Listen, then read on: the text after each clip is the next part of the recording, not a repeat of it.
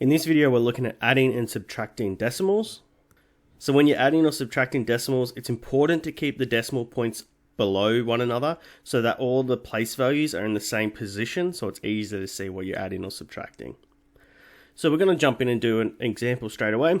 So here we need to find the sum of 10.92, 0.89, 32, and 0.6. So I'm going to write them in.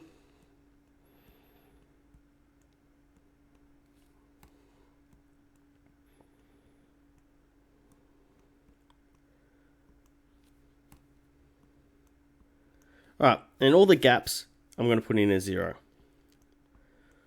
Alright, now what we're going to do is we're going to add the columns starting from the right, working our way to the left. So we have 2 plus 9 plus 0 plus 0, so that's 11. So the 1 goes down there and we carry the 1 up here. So that is now 10. Alright, that's 10.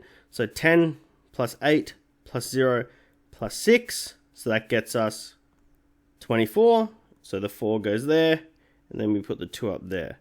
So it's now 2 plus 0 plus 2, it's a 4, and then we get the 1 plus 3,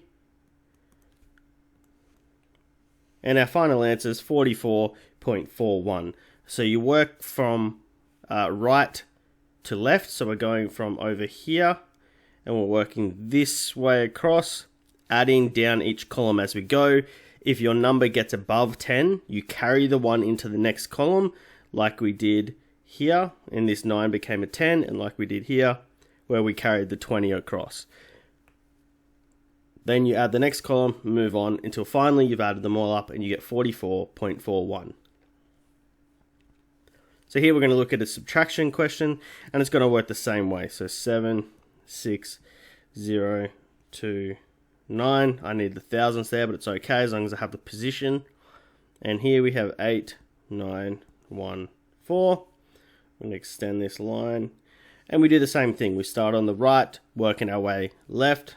And it's subtraction this time. So 9 take away 4 is 5. 2 take away 1 is 1. 0 take away 9. We can't do that. So we need to borrow 1 from the next one across. So that's going to turn into 5. So I'll write that in red so we can see. That's going to turn into 5, and that's going to be 1. So 10 take away 9 is 1. Then we have 5 take away 8. We can't do that, so we're going to borrow 1 from over here. So now we have 15 take away 8, which is 7. And then we have a 0 here, so 6 take away 0 is 6. So our answer is 67.115. So in the same way that we had to carry 1 across, when we're subtracting, we need to borrow 1 from the other one. And it's good to make sure you change in it. So, for example, if I write in blue here, our 6, when we borrowed 1, we wrote down that it changed to a 5. So we're not accidentally missing a number change there.